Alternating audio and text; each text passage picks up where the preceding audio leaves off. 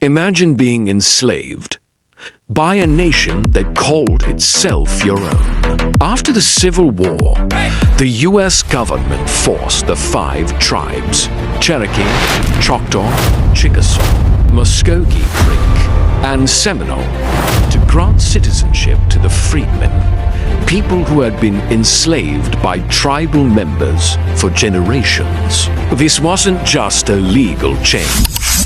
Citizenship promised rights, recognition, and belonging, a chance for families long denied their humanity to claim a place in a nation that had once treated them as property. But reality was far from simple. Tribal nations were torn. Some embraced the freedmen as equals. Others resisted, insisting that bloodlines alone should define who belonged. The federal treaties tried to enforce equality, but they couldn't erase centuries of tradition, prejudice, and power struggles. And the story doesn't end there. That single clause granting freedmen citizenship still echoes today. Descendants fight to be recognized in their tribes. Courts wrestle with history, law, and identity. Citizenship, it turns out, is more than a legal status. It's power, belonging, and survival. So think about this. If freedom and equality were promised, why did the struggle continue for generations? And why, over a century later, does it still matter who is counted as a citizen? This is more than history. It's a story of promises made, promises broken, and the enduring fight for identity in a nation that once enslaved its own. After the Civil War, a group of people emerged whose lives were defined by a cruel paradox. They were called freedmen, descendants of enslaved Africans held by members of the 5 tribes, Cherokee, Choctaw, Chickasaw, Muskogee Creek, and Seminole. By law, they were citizens. By history, they were outsiders in the communities that once enslaved them. These were families torn apart. Children born in bondage were forced into labor, marriages disrupted, and identities erased. Yet, despite centuries of oppression, the freedmen maintained ties to the tribes through blood, through work, through shared traditions. They farmed the land, hunted the forests, and carried forward languages and cultural practices. Their lives were intertwined with the tribes in ways that went beyond law or government recognition. But belonging was never simple. Even with citizenship granted by federal treaty, freedmen often faced resistance from tribal authorities. Some were denied full participation in tribal governance. Others were questioned about their lineage or subjected to discriminatory policies. And so a tension emerged. They were legally part of the nation, yet socially and politically marginalized. Their story is a human story. It is about families clinging to identity in the face of erasure. It is about labor that built communities, yet left descendants fighting for acknowledgement. It is about a people who belonged in every sense, but were asked to prove that belonging over and over again. So ask yourself, if blood and culture tied them to the tribe, why did recognition remain so fragile? The freedmen remind us that history is not just about laws. It is about lives, loss, and the struggle for dignity. They belonged, but did they really? After the Civil War, the U.S. government moved to enforce a radical promise: freedom with rights. In 1866, federal treaties required the 5 tribes, Cherokee, Choctaw, Chickasaw, Muskogee Creek, and Seminole, to grant citizenship to the freedmen and their descendants. This was not just symbolic. Citizenship came with rights, access to land, the ability to vote, and formal membership in the tribes. For the freedmen, it seemed like a new chapter. After generations of enslavement, families finally had legal recognition. They could own land, participate in governance, and claim a place in communities that had once denied them humanity.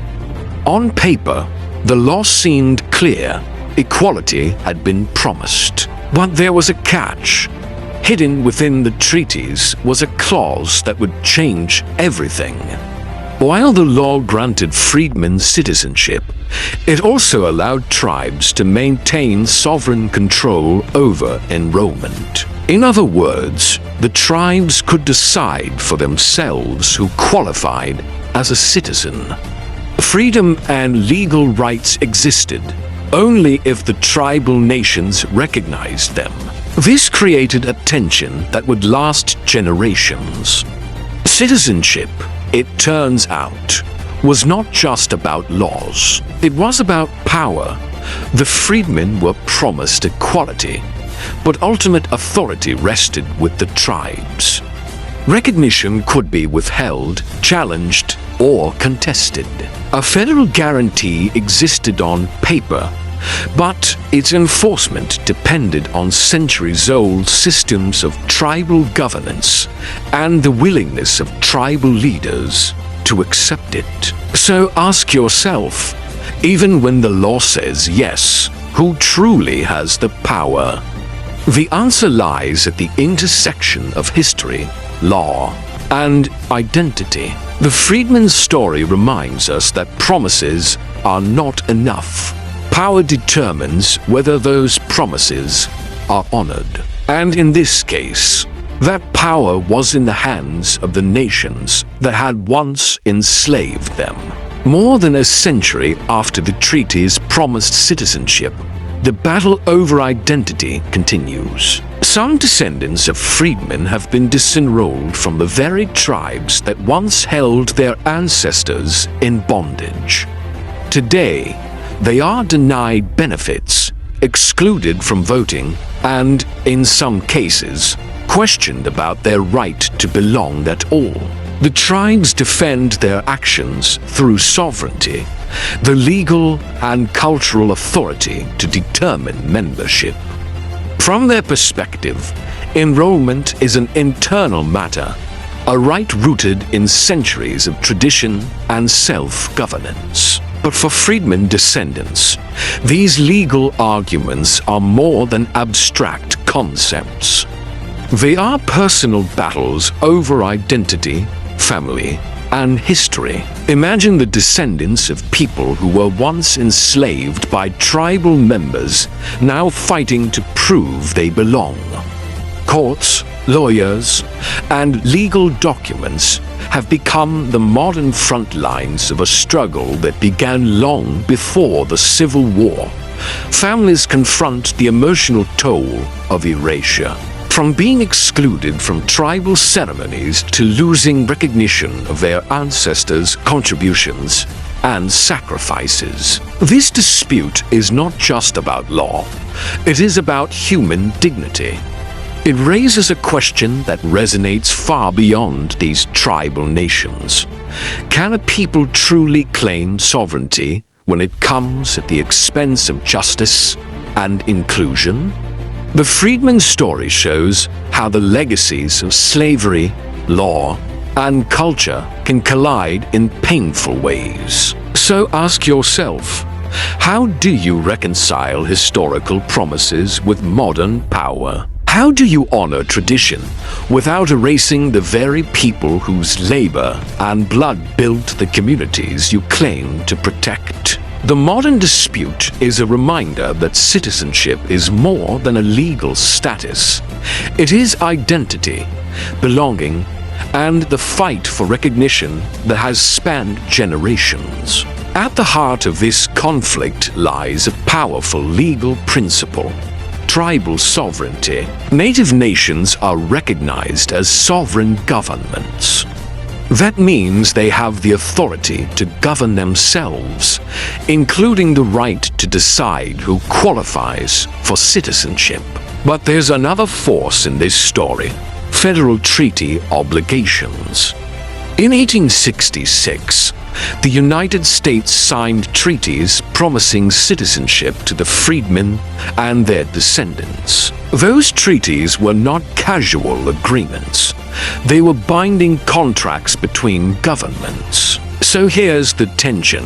When a tribe limits or removes freedmen citizenship, is it exercising sovereignty or violating a federal promise? American courts often defer to tribal authority. Judges frequently rule that membership decisions are internal matters beyond federal interference. In practical terms, that leaves many freedmen descendants with limited legal options. The courts recognize sovereignty, but where does that leave justice? This is not an abstract debate. The consequences are real. Citizenship can determine access to voting in tribal elections. It can affect health care services funded through tribal programs. It can shape eligibility for educational benefits and housing support. When enrollment is questioned, those benefits can disappear overnight. And that brings us to the deeper question: can a tribe erase your rights, even if your ancestors helped build it? The freedmen's story forces us to confront a difficult truth. Sovereignty protects native nations from outside control, a protection rooted in centuries of survival against federal overreach. But when sovereignty clashes with historical treaty promises, someone bears the cost. The conflict between sovereignty and justice is not simple. It sits at the intersection of law, history, and identity. And the answer depends on which principle you believe should carry more weight: the right to self-govern, or the duty to honor a promise. More than a century has passed since the treaties of 1866. Names were written into records. Promises were signed in ink. Citizenship was granted on paper. But history does not live on paper alone. It lives in families, in memory, in identity. Here is the moral tension at the center of this story. A tribe cannot erase blood, but it can erase citizenship. An ancestor's labor, suffering, and contribution cannot be undone. Yet enrollment roles can change. Names can be removed. Rights can disappear. Promises were made. Power was ceded. The federal government required citizenship for freedmen and their descendants. At the same time, it recognized tribal sovereignty, the authority of native nations to govern themselves. Those two principles now sit side by side, often in conflict. For tribal nations, sovereignty is survival. It is protection after centuries of broken treaties and forced removals. For freedmen descendants, citizenship is recognition, acknowledgement that their ancestors were not just present, but foundational. Justice, then, becomes complicated. It is not a simple battle between right and wrong. It is a collision between self-determination and historical obligation, between the right to define a nation and the duty to honor a promise. And that leaves us with a question that refuses to fade. When identity, law, and sovereignty collide, who decides who belongs? Is belonging determined by blood, by culture, by treaty, by vote? The freedmen's story forces us to confront something deeper than policy. It challenges how we define nationhood, memory, and fairness. Because in the end, citizenship is more than a legal category. It is a statement of recognition. And recognition, once denied, echoes for generations.